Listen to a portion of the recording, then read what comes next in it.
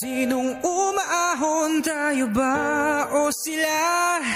Mga ngiti nila habang nakalubog ka pa sa napuntang bulsa. Pinaghirapan kong mga barya, minumulto na ng mga pangako nyo. Paminawan ng istorya gikan sa mga kabos. Sa among pagpaningkamot kamoy nagpahimulos. Daghang taon nagkalisod sa kapobre nagantos, pero kamo nga naglingkod mga wala mo'y pulos. Daghang multo nga proyekto kay inyo harang gipulsa. Ang kwarta sa mga tao sa inyo haran napunta kapaita.